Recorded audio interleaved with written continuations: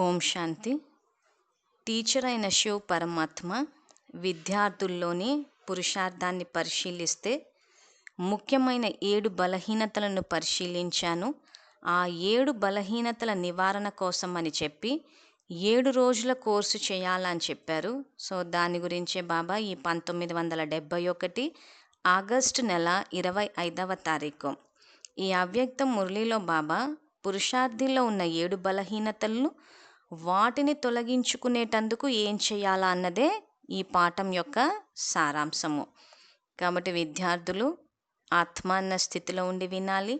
దానికి మనం చేయవలసిన సంకల్పము, నేను ఆత్మని, పవిత్ర స్వరూపాన్ని, శివ్ పరమాత్మ నా తండ్రి. బాబాతోటి టీచర్ అన్న సంబంధాన్ని కూడా జోడించాలి. దానికి మనం చేయవలసిన సంకల్పము, నేను ఈశ్వరీయ విద్యార్థిని, బాబా నాకు టీచరు. బాబాతోటి సద్గురు అన్న సంబంధాన్ని కూడా జోడించాలి. దానికి మనం చేయవలసిన సంకల్పము, బాబా నాకు సద్గురువు, నేను మాస్టర్ సద్గురువును. బాబాతోటి జీవిత భాగస్వామి అన్న సంబంధాన్ని కూడా జోడించాలి. దానికి మనం చేయవలసిన సంకల్పము, బాబా నాకు జీవిత భాగస్వామి, నేను బాబాకి జీవిత భాగస్వామిని.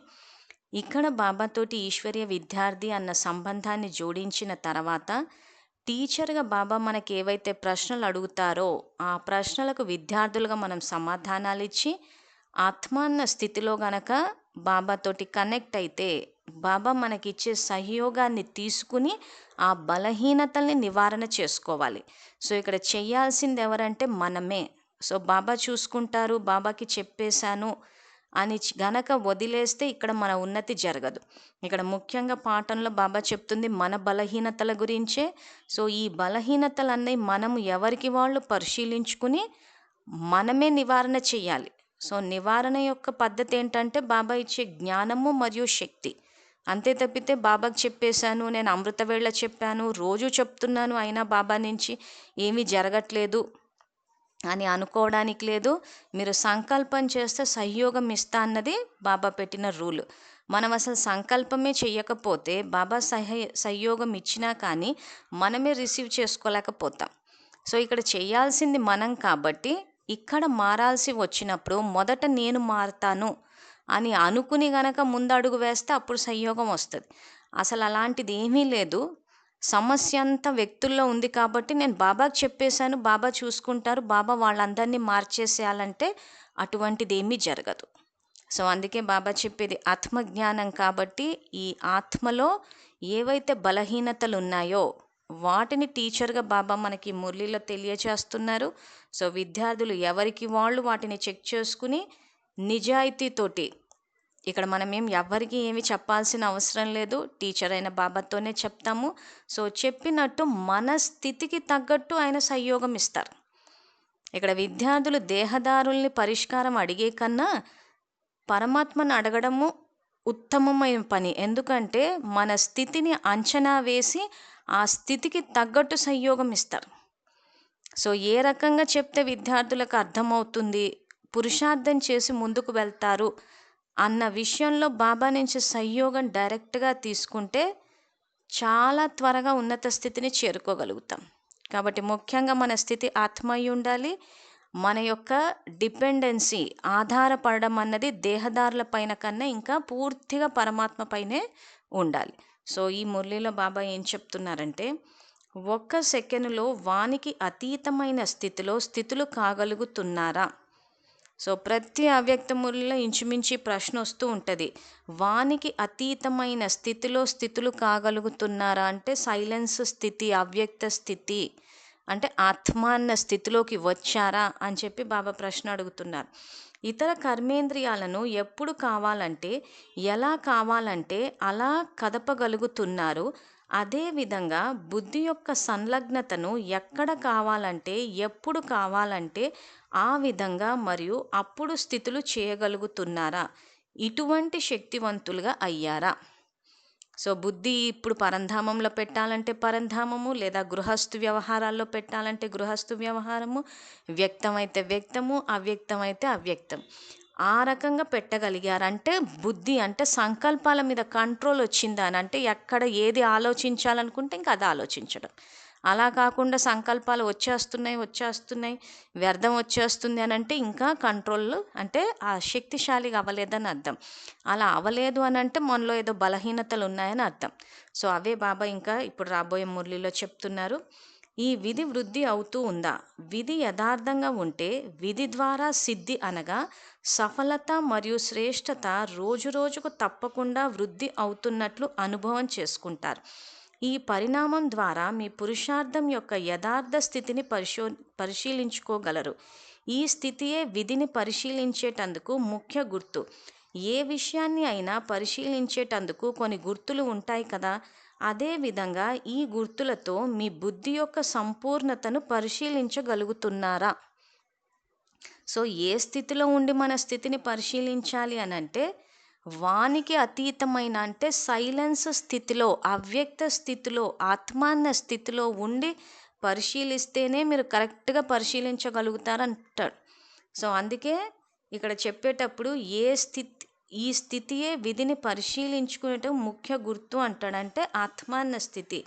ఏ విషయాన్ని అయినా పరిశీలించేటందుకు కొన్ని గుర్తులు ఉంటాయి కదా, అదేవిధంగా ఈ గుర్తులతో మీ బుద్ధి యొక్క సంపూర్ణతను పరిశీలించగలుగుతున్నారా? సో ఇక్కడ మనల్ని మనం చెక్ చేసుకునేటప్పుడు దేహము అన్న స్థితిలో గనక ఉండి చెక్ చేసుకుంటే మనం చేసేవన్నీ కరెక్ట్ అనిపిస్తాయి. ఎందుకంటే నాలో ఏం తప్పు ఉంది అనిపిస్తుంది. ఉదాహరణకి ఎవరైనా నిందించారే అని గనక అనుకుంటే దేహము అన్న స్థితిలో ఉండి ఆలోచిస్తే నా మటుకు నేను సైలెంట్గా కూర్చుని ఉంటే వాళ్ళే వచ్చి నన్ను అనిపోయారు అనిపిస్తుంది. దేహం అన్న స్థితిలో ఉంటే నేను సైలెంట్గా అంటే బాబా చెప్పినట్టు వానికి అతీతంగా అవ్యక్త స్థితి యోగ స్థితిలో ఉన్నాను, అవతల వాళ్ళు వచ్చి మమ్మల్ని అనిపోయారు అని అంటారు. అదే గనక ఆత్మ అన్న స్థితిలో గనక ఉంటే ఆత్మ ఎక్కడి నుంచి వచ్చింది, సృష్టి చక్ర జ్ఞానం 63 జన్మల నుంచి మనము చేసుకున్న పాపపు ఖాతా ఇవన్నీ గుర్తొచ్చినప్పుడు ఎక్కడో మన పాత కర్మల ఖాతా ముందుకొచ్చిందన్న విషయం గుర్తొస్తుంది. సో ఇది తేడా దేహం అన్న స్థితికి ఆత్మ అన్న స్థితికి ఉండి పరిశీలించుకోవడానికి. సో దేహం అన్న స్థితిలో ఏమైపోతుందంటే ప్రస్తుతం ఉన్న జన్మను చూసేసుకుంటాం మనం. ఈ జన్మలో నేను ఎవరిని ఏమీ అనలేదు, నా మటుకు నేను ఉంటాను అనిపిస్తుంది. అదే ఆత్మ అన్న స్థితిలో గనక ఉంటే 63 జన్మలు గుర్తుంటాయి అప్పుడు. సో 63 జన్మల్లో ఎక్కడో చేసుకున్నదే ఇప్పుడు తిరిగి వస్తుంది. అందుకే డ్రామా అక్యురేట్ అంటాడు. అక్యురేట్ అంటే ఖచ్చితంగా మనం చేసుకున్నదే మనకు తిరిగి వస్తుంది. సో 63 జన్మలు గుర్తొచ్చినప్పుడు ఆన్సర్స్ కరెక్ట్గా వస్తాయి. సో దేహము అనుకునేసరికి సంగమయుగం యొక్క జన్మ చూసేసుకుని నేను ఎవరిని ఏమనకపోయినా నన్నే అందరు అంటున్నారు, నేను మంచిదాన్ని వాళ్ళు కారు అన్న ఆ స్టేట్మెంట్లు అక్కడే వస్తున్నాయి. అందుకే బాబా ప్రశ్నలు అడిగేటప్పుడు అవ్యక్త స్థితిలోకి వెళ్ళారా, ధ్వనికి అతీతంగా వెళ్ళారా, అలా వెళితేనే మీరు యథార్థంగా పరిశీలించుకోగలుగుతారు అంటాడు. సో యథార్థంగా పరిశీలించుకోగలుగుతాము. పరిశీలించుకోగలిగిన రోజున ప్రశ్నలు సమాప్తం అయిపోతాయి. ఆ ప్రశ్నలు సమాప్తం అయిపోయి సమాధానాలు వచ్చేసరికి సహజంగానే బిందు రూప స్థితిలోకి వచ్చేస్తాం. సో చేస్తే మాత్రం చాలా సింపుల్ పద్ధతి. లేదు దేహం అన్న స్థితిలో ఉంటే మాత్రం ప్రశ్నలు ఆ ప్రశ్నలు అలాగే వస్తూ ఉంటాయి, అలజడి చెందుతూ ఉంటాం. సో అందుకే మీ బుద్ధి యొక్క సంపూర్ణతను పరిశీలించగలుగుతున్నారా అని చెప్పి బాబా ప్రశ్న అడుగుతున్నారు. సో వర్తమాన సమయంలో పురుషార్థుల యొక్క పురుషార్థం ఏదైతే నడుస్తుందో ఆ పురుషార్థంలో ముఖ్యంగా ఏ బలహీనతలు కనిపిస్తున్నాయి అని చెప్పి బాబా ఏదైతే మనలో పరిశీలించారో ఆ 7 బలహీనతలను ఇక్కడ చెప్తున్నారు. సో నేను వాటిని చదువుతున్నాను. సో వీడియో ద్వారా వినేవాళ్ళు రివైండ్ చేసి వినండి.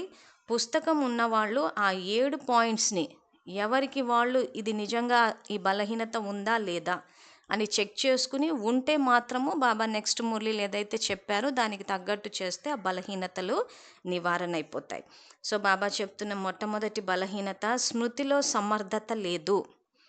సో ఏముంది స్మృతిలో అంటే వ్యర్థం ఉంది, వ్యర్థ ఆలోచనలు ఎక్కువ వచ్చేస్తున్నాయి. దాన్నే బాబా నీట్గా పాలిష్డ్గా స్మృతిలో సమర్థత లేదు.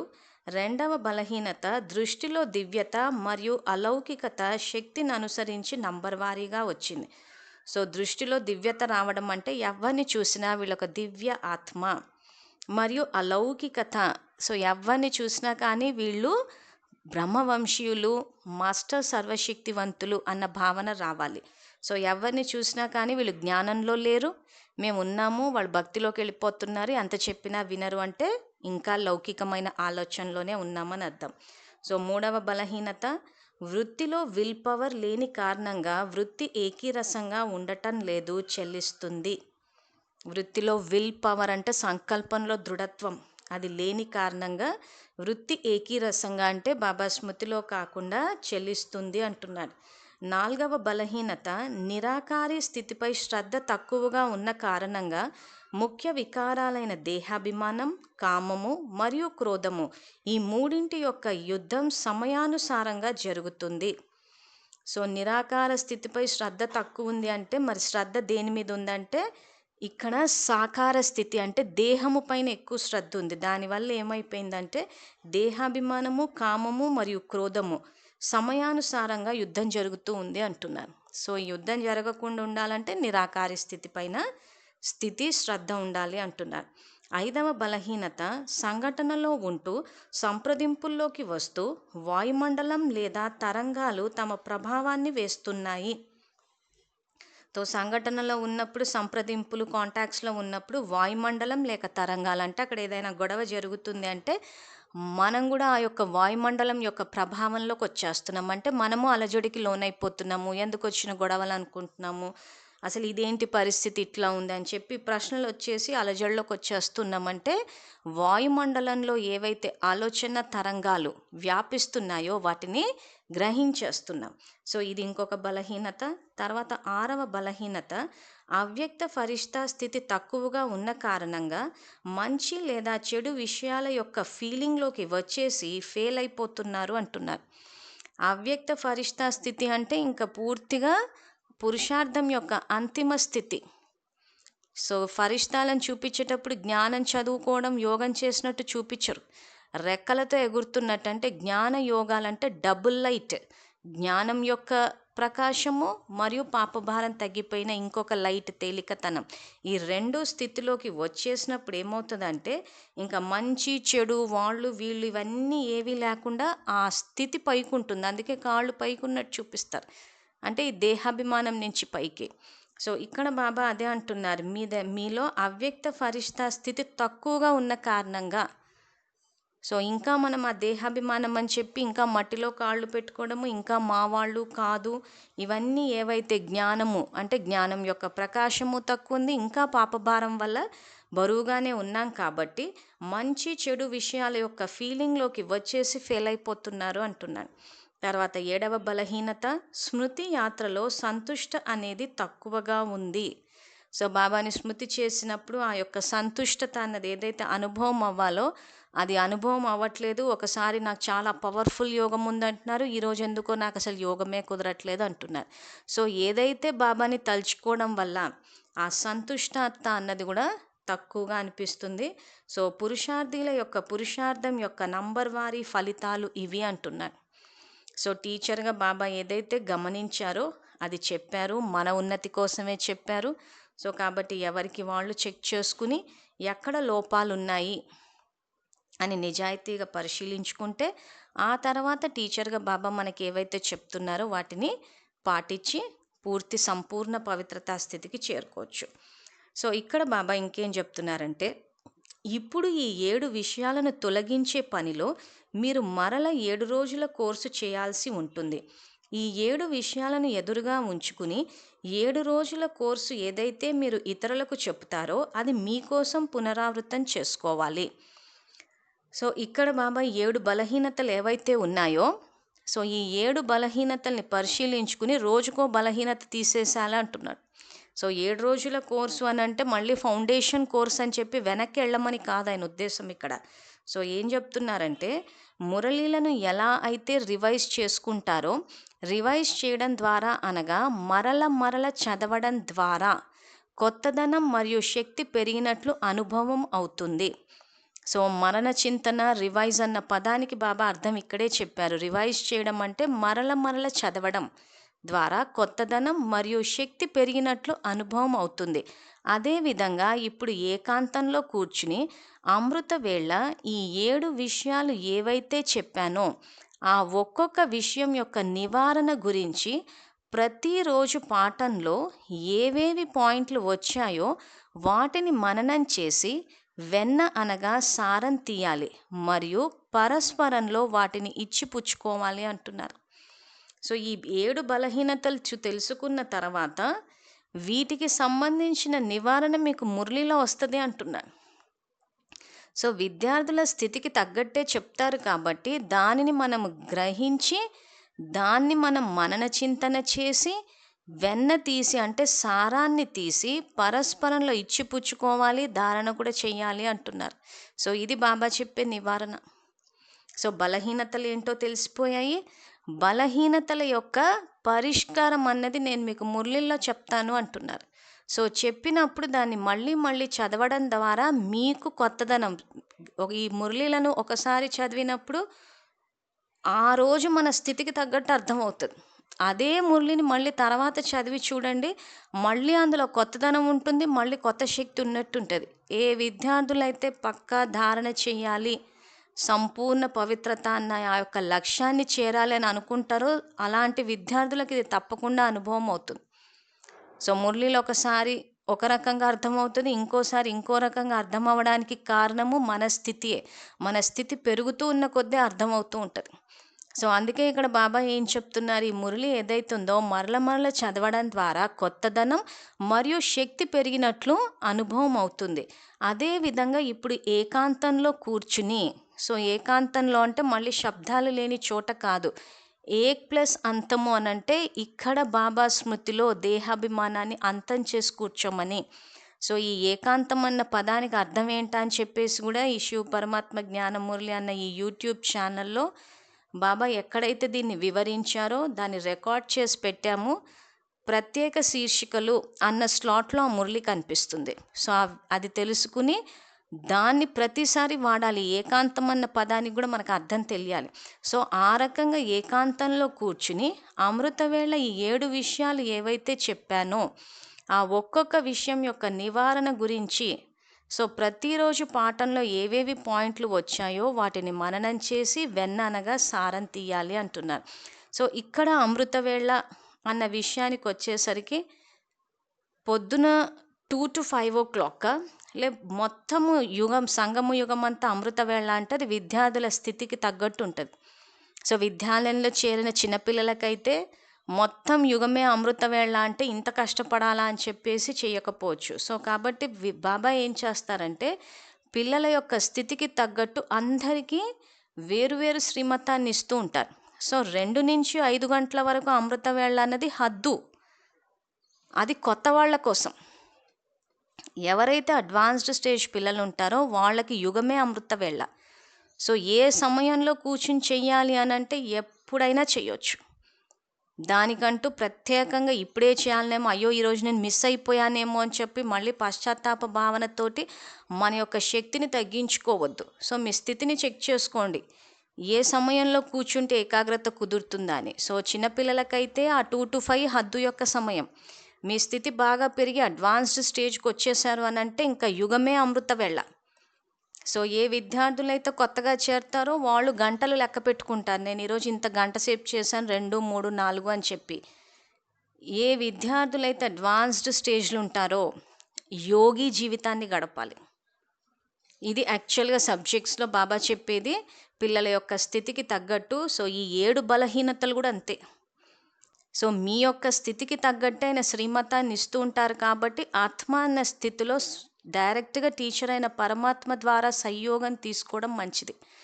దేహదారులను గనక ఆధారపడితే వాళ్ళ స్థితికి తగ్గట్టు చెప్తూ ఉంటారు కాబట్టి అది మనకు వర్కౌట్ అవ్వకపోవచ్చు.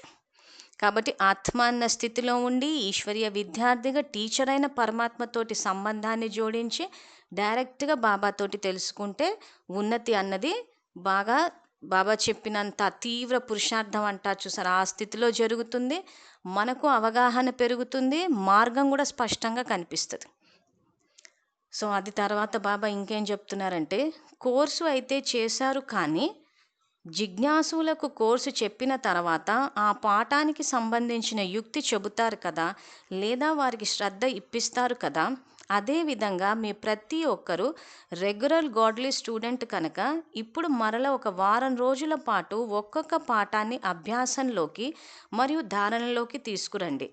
7 రోజుల పాఠం చెబుతారు కదా. సేవలో మీరు పవిత్రతా సప్తాహం లేదా శాంతి సప్తాహం అనే కార్యక్రమాలు కూడా నిర్వహిస్తుంటారు. అదేవిధంగా ఇప్పుడు మీ స్వ ఉన్నతి కోసం ప్రతి పాఠాన్ని సాప్తాహికంగా అనగా 7 రోజుల పాటు అభ్యాసంలోకి లేదా ధారణలోకి తీసుకురండి. ఇలా పునరావృతం చేయడం ద్వారా ఏమవుతుంది? సఫలత అనేది సమీపంగా, సహజంగా మరియు స్పష్టంగా కనిపిస్తుంది. అప్పుడు శ్రేష్టంగా కూడా అయిపోతారు అంటాడు. సో ఇక్కడ ఈ బలహీనతల్లో ఏదన్నా ఒక బలహీనత ఉన్నప్పుడు దానికోసం అంటూ మీ స్వ ఉన్నతి కోసము ఆ పాఠాన్ని 7 రోజుల పాటు అభ్యాసం చేసి దానిలోకి తీసుకురండి అంటాడు. మురళీలన్నీ గమనించి చూస్తే బాబా చెప్పేటప్పుడు వృత్తి ద్వారా సేవ అనుకోండి, అవన్నీ కంటిన్యూస్గా చెప్తూ పోయారు. త్యాగం మరియు భాగ్యం అని చెప్పి సప్తాహ కోర్స్ చేశారు. అలా చెప్పేటప్పుడు ఒక్కొక్క టాపిక్ మీదే చెప్పారు. లైన్గా చదువుకుంటూ పోతే తెలుస్తాయి అవ్యక్త మురళీలు.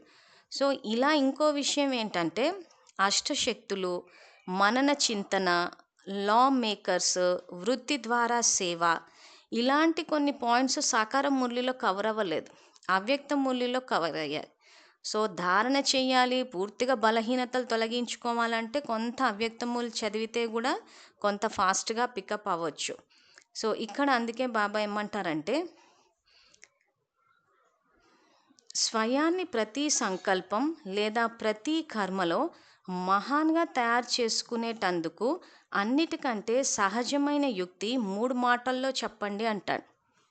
సో ఇక్కడ ఈ 7 బలహీనతలకు సంబంధించి బాబా ఇక్కడ ఈ యొక్క యుక్తుల్ని తెలుసుకుని కనుక పునరావృతం చేసుకుంటే అంటే మళ్ళీ ఒకసారి అంటే 7 అంటే మనకంటూ ఒక 7 days అట్లా సప్తాహం అని పెట్టుకుని కనుక చేస్తే అప్పుడు సఫలత అనేది సమీపంగా, సహజంగా, స్పష్టంగా కనిపిస్తుంది.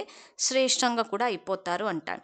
తో శ్రేష్టంగా కూడా అయిపోయిన తర్వాత స్వయాన్ని ప్రతి సంకల్పం లేదా ప్రతి కర్మలో మహాన్గా తయారు చేసుకునేటందుకు అన్నిటికన్నా సహజమైన యుక్తి 3 మాటల్లో చెప్పండి అని ప్రశ్న అడిగి మనస వాచ కర్మనాలో మహానత తీసుకురావడానికి అడుగుతున్నాను.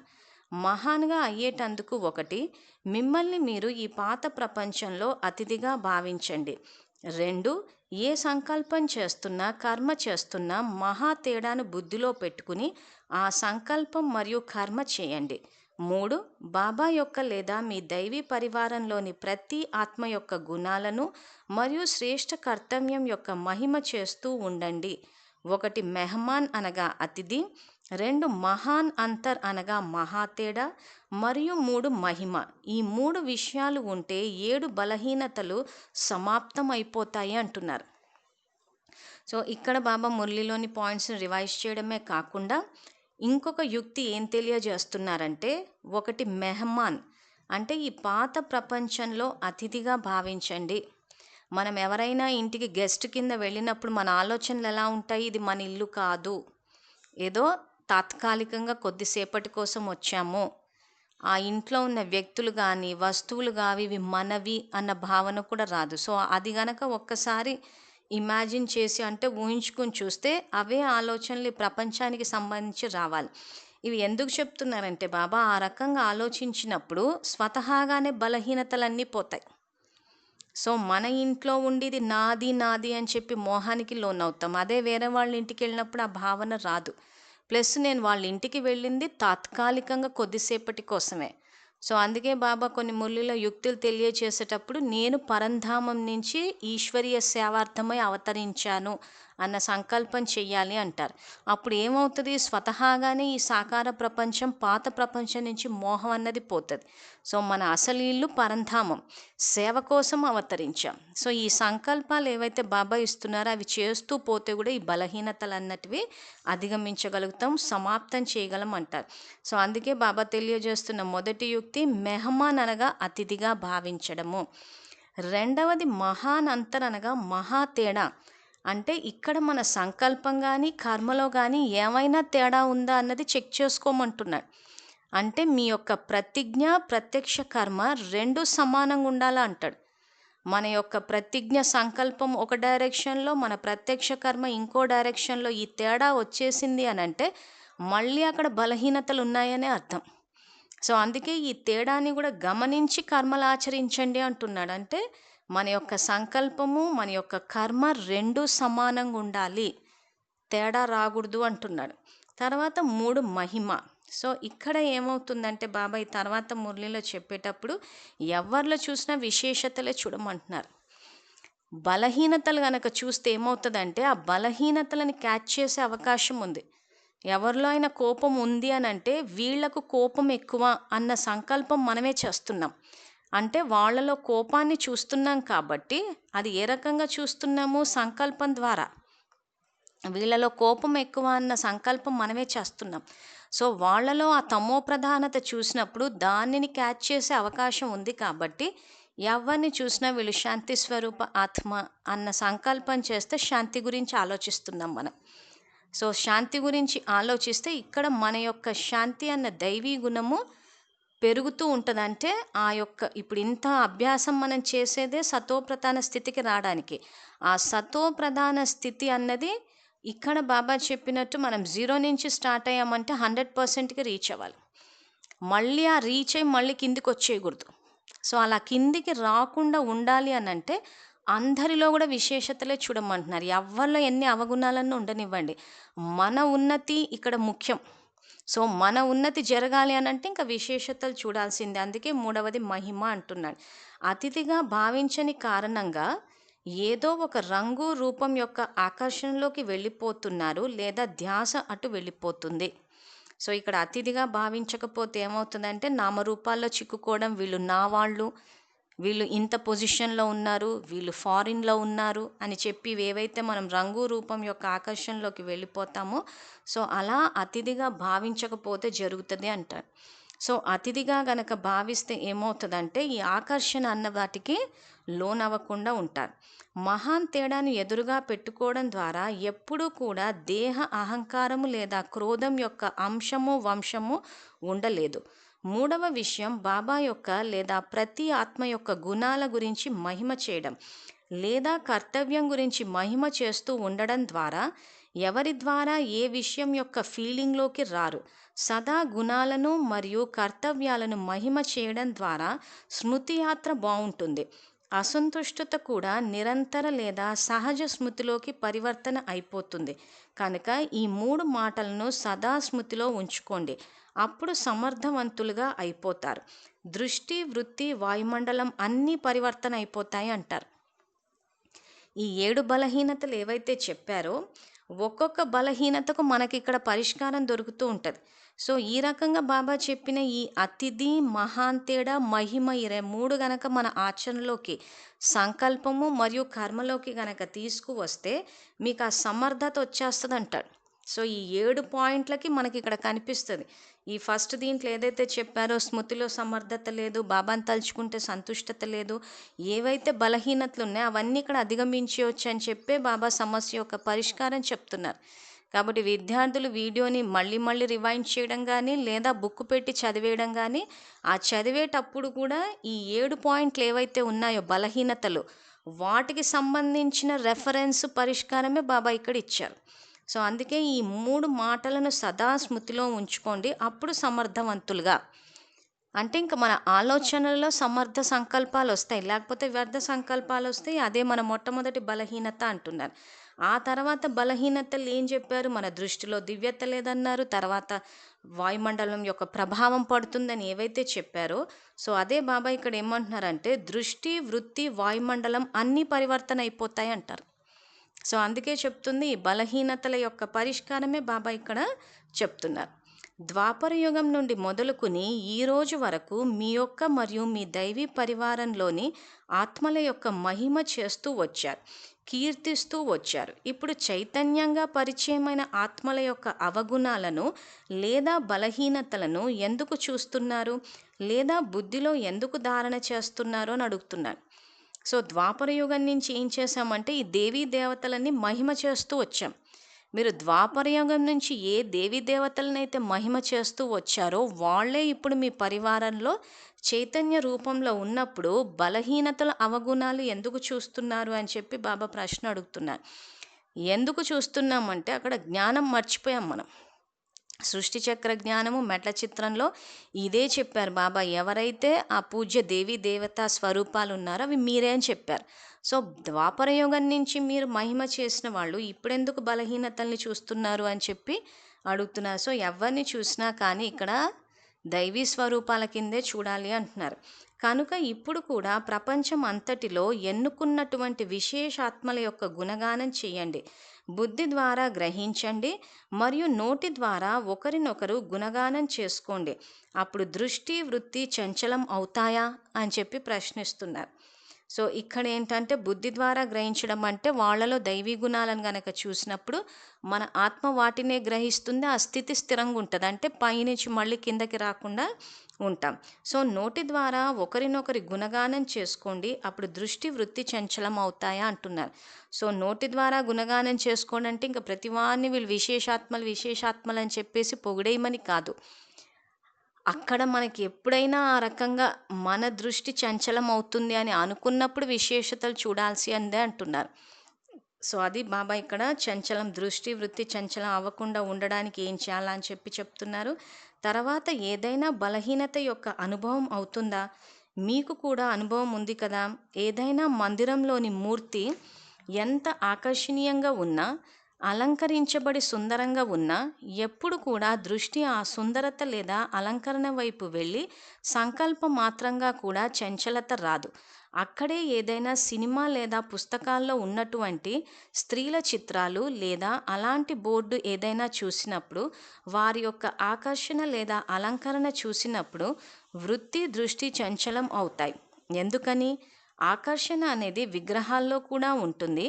అలంకరణ ముఖ కవలికలు సుందరత ఇవన్నీ విగ్రహాల్లో కూడా ఉంటాయి. అయినా కానీ వృత్తి మరియు దృష్టి చంచలం ఎందుకు అవ్వటం లేదు? సో ఇక్కడ బాబా ఏదైతే మన 4వ బలహీనత చెప్పారో, నిరాకారి స్థితిపై శ్రద్ధ తక్కువ ఉన్న కారణంగా ముఖ్య వికారాలైన దేహాభిమానం, కామము మరియు క్రోధము ఈ మూడింటి యొక్క యుద్ధం సమయానుసారంగా జరుగుతుంది అంటారు. సో ఈ బలహీనతకి సంబంధించి బాబా ఇక్కడ ఏం చెప్తున్నారంటే, మీరు మందిరాల్లో ఉన్న విగ్రహాల వైపు చూసినప్పుడు వాళ్ళలో కూడా అలంకరణ ఆకర్షణ సుందరత ఇవన్నీ ఉన్నాయి. సో దేవీ దేవతల విగ్రహాలు ఒక పక్కన, తర్వాత స్త్రీల చిత్రాలు. సో ఆ స్త్రీల చిత్రాలు ఒకవైపు ఉన్నప్పుడు విగ్రహాలను చూసినప్పుడు చంచలం అవ్వటం లేదు, కానీ స్త్రీల చిత్రాలు చూసినప్పుడు చంచలం అవుతోంది. ఎందుకు అని చెప్పి బాబా ప్రశ్న అడిగి సమాధానం ఏం చెప్తున్నారంటే, 2 చిత్రాలను ఎదురుగా పెట్టుకోండి లేదా ఒక గదిలో 2 చిత్రాలను పెట్టండి. మీ దృష్టి 1 సెకను అటువైపు వెళ్తే చంచలం అవుతుంది, ఇటువైపు వెళ్తే పవిత్రం అవుతుంది. ఇలా పవిత్రతకు అపవిత్రకు కారణం ఏమిటి? స్మృతి. మీరు దేవి అనే స్మృతిలో ఉంటారు, అందువలన ఆ స్మృతి ద్వారా దృష్టి వృత్తి పవిత్రంగా ఉంటాయి. వీరు ఆడవారు అనే స్మృతిలో చూసినప్పుడు వృత్తి దృష్టి అపవిత్రత వైపు ఆకర్షించబడతాయి. అక్కడ రూపాన్ని చూస్తారు మరియు ఇక్కడ ఆత్మీయతను చూస్తారు అంటాడు. సో ఇక్కడ బాబా ఏం చెప్తున్నారంటే, చిత్రాలు పెట్టుకునేటప్పుడు ఇక్కడ ఒకవైపు దేవతా చిత్రాన్ని ఇంకోవైపు ఆడవాళ్ళ చిత్రాన్ని పెట్టుకున్నప్పుడు ఒకవైపు చూసినప్పుడు పవిత్రత, ఇంకోవైపు చూసినప్పుడు అపవిత్రకు కారణం ఏంటి అని చెప్పి బాబా ప్రశ్న అడిగి ఏం చెప్తున్నారంటే, దేవతల వైపు చూసినప్పుడు వీరు దేవి అనే స్మృతిలో ఉంటారు, అందువలన ఆ స్మృతి ద్వారా దృష్టి వృత్తి పవిత్రంగా ఉంటాయి. అదే వేరే చిత్రాలు చూసినప్పుడు వీరు ఆడవారు అనే స్మృతిలో చూసినప్పుడు వృత్తి దృష్టి అపవిత్రత వైపు ఆకర్షించబడతాయి. అక్కడ రూపాన్ని చూస్తారు మరియు ఇక్కడ ఆత్మీయతను చూస్తారు. అంటే మన ఆలోచనలోనే ఉంది అన్నీ అంటున్నారు. సో అందుకే ఎవరిని చూసినా కాను వీళ్ళు దేవీ దేవతలు అన్న భావనతోటి గనక చూస్తే స్వతహాగానే మనలో ఈ పవిత్రత అన్నది ఎమర్జ్ అవుతుంది. తో సమస్య అంతా ఎక్కడుందంటే మన ఆలోచనలోనే ఉంది. సో ముఖ్యంగా ఎవరైతే గృహస్థులో పవిత్రతని ధారణ చేయలేకపోతున్నాము అని అనుకుంటున్నారో వాళ్ళు ముఖ్యంగా స్థితిని పెంచాలి. ఈ ఎగ్జాంపుల్ ఏదైతే బాబా ఇచ్చారో ఈ ఎగ్జాంపుల్ గనక అర్థమైతే చేయడం చాలా సులువు. సో ఇక్కడ ముఖ్యంగా మాతలు ఏదైతే ఈ సమస్యలు చెప్తారో, సో ఎవరైతే గుడికి వెళ్ళి దేవతల్ని చూసి తల వంచి నమస్కారం చేస్తున్నారో వాళ్ళు ఇంట్లోకి వచ్చి చైతన్య దేవీ దేవతలైన మనల్ని చూసి ఆ రకంగా చేయలేకపోతున్నారంటే మనం దైవీ గుణాలు ధారణ చేయలేదని అర్థం. స్వరూపం ద్వారా సేవ అంటాడు. సో అందుకే ఒక్కసారి మురళిలో బాబా చెప్పిన ఎగ్జాంపుల్ని అర్థం చేసుకుని మన స్థితిని, మళ్ళీ అవతల వాళ్ళ స్థితి మారాలి అని అనకూడదు, ఇక్కడ మన స్థితియే పెరగాలి. సో ఎప్పుడైతే మన స్థితి ఆ రకంగా పెరుగుతుందో స్వతహాగానే మన యొక్క ప్రభావం అందరి మీద పడుతుంది. సో గుడిలోకి వెళ్ళి తల వంచి నమస్కారం ఎవరైతే చేస్తున్నారో జడ చిత్రాల ముందు, జడ విగ్రహాల ముందు, అలా జడ విగ్రహాల ముందు నమస్కారం చేసేవాళ్ళు చైతన్య దేవతలమైన మన ముందు కూడా చెయ్యాలి. ఆ స్థితి అంటే మన స్థితి పెరగాలి. ఇక్కడ మళ్ళీ వాళ్ళు ఇబ్బంది పెట్టేస్తున్నారు, వీళ్ళు పెట్టేస్తున్నారు అని చెప్పేసి దానికి పరిష్కారం ఏంటా అని చెప్పి అడుగుతున్నాము అని అంటే ఇక్కడ మన స్థితి ఇంకా పెరగలేదు. సో ఈ 7 బలహీనతలు ఏవైతే ఉన్నాయో వీటిని అధిగమించాల్సిన అవసరం ఉంది. తర్వాత బాబా ఇంకేమంటున్నారంటే, గతంలో మీకు ఇలాంటి అనుభవం ఉంది కదా, వర్తమానంలో కూడా కొంచెం శాతంలో ఉంది, కానీ దీనిని తొలగించుకునేటందుకు ఎప్పుడైనా కానీ, ఎక్కడ చూసినా కానీ, ఎవరితో మాట్లాడుతున్నా కానీ ఏమి స్మృతిలో పెట్టుకుంటారు? ఆత్మగా భావించాలి. ఇదైతే మొదటి స్మృతి. కానీ కర్మ చేస్తూ, సంప్రదింపుల్లోకి వస్తూ, సంబంధంలో ఉంటూ మీరు ఇదే స్మృతి కలిగి ఉండండి. వీరందరూ జడ చిత్రాల యొక్క చైతన్య దేవీ దేవతా రూపాలు. దేవీ రూపం స్మృతిలోకి రావడం ద్వారా జడ చిత్రాలను చూసి ఎప్పుడు కూడా సంకల్ప మాత్రంగా కూడా అపవిత్రత లేదా దేహ ఆకర్షణ అనేది రాదో, అదేవిధంగా చైతన్య రూపంలో కూడా ఇదే స్మృతి పెట్టుకోవడం ద్వారా సంకల్పంలో కూడా ఈ కంప్లైంట్ మీకు ఉండదు మరియు మీరు కంప్లీట్గా అయిపోతారు. అర్థమైందా? సో ఇది బాబా ప్రశ్న లాస్ట్కి అడుగుతున్న, అర్థమైందా అంటే నాకు తెలిసి అర్థమై ఉండాలి అందరికీ, ఎందుకంటే ఇక్కడ ఆయన ఎగ్జాంపుల్తో సహా వివరించారు. సో ఎవరిని చూసినా కానీ వీరందరూ జడ చిత్రాల యొక్క చైతన్య దేవీ దేవతా రూపాలు అని ఈ రకంగా ఆలోచించమని చెప్పి బాబా సంకల్పాల ఖజానాలో ఒక సంకల్పం ఇచ్చారు. దీన్ని సంగ్రహ శక్తి అని ఏదైతే చెప్పామో ఇదే ఛానల్లో బాబా అవ్యక్త మురళిలో చెప్పింది. సో ఈ జ్ఞాన రత్నాలని మనం అందరం స్టోర్ చేసుకుని ఆ సమయానికి వాడాలి. సో ఎవరిని చూసినా కానీ వీళ్ళు చైతన్య దేవీ దేవతా స్వరూపాలను ఆలోచించాలి, కానీ వీళ్ళు కన్యలా, వీళ్ళు మాతలా, వీళ్ళ ఇంట్లో అంటే వీళ్ళ యొక్క సంబంధాలు తెలుసుకోవడానికి మీ ఇంట్లో కుటుంబ సభ్యులు ఎంతమంది ఉన్నారు అని చెప్పి ఇలా ఇండైరెక్ట్గా అడుగుతూ ఉంటారు కొన్ని విషయాలు తెలుసుకోవడానికి.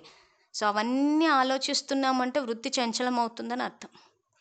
సో ఎవరిని చూసినా కన్యలైనా, మాతలైనా, ఎవరైనా కానీ, అన్నయ్యలైనా, అధర్ కుమారులైనా కానీ అంత చైతన్య దేవీ దేవతా రూపాలు అన్న ఈ సంకల్పం గనక మీరు చేస్తే దేవీ రూపం స్మృతిలోకి రావడం ద్వారా జడ చిత్రాలను చూసి ఎప్పుడు కూడా సంకల్పం మాత్రంగా కూడా అపవిత్రత లేదా దేహ ఆకర్షణ అనేది రాదో, అదేవిధంగా చైతన్య రూపంలో కూడా అదే స్మృతి పెట్టుకోవడం ద్వారా సంకల్పంలో కూడా ఈ కంప్లైంట్ మీకు ఉండదు మరియు మీరు కంప్లీట్గా కూడా అయిపోతారు. కంప్లైంట్ అంటే ఫిర్యాదు, ఆ ఫిర్యాదు అన్నది పోతుంది, మీరు కంప్లీట్ అంటే సంపూర్ణంగా అయిపోతారు అని చెప్పి బాబా ఫైనల్గా ఇక్కడ మన 7 బలహీనతల యొక్క పరిష్కారం అన్నది ఈ మురళిలో చెప్పారు. సో ఒక్కసారి విద్యార్థులు ఈ మురళిని మళ్ళీ మళ్ళీ వినడం కానీ పుస్తకం ద్వారా కానీ చదివితే ఈ పూర్తి బలహీనతలు గనక అధిగమించేసి సమాప్తం చేసుకుంటే బాబా చెప్పినట్టు కంప్లీట్గా సంపూర్ణంగా నరుని నుండి నారాయణుడి స్థితికి చేరుకోగలుగుతాము. ఓం శాంతి.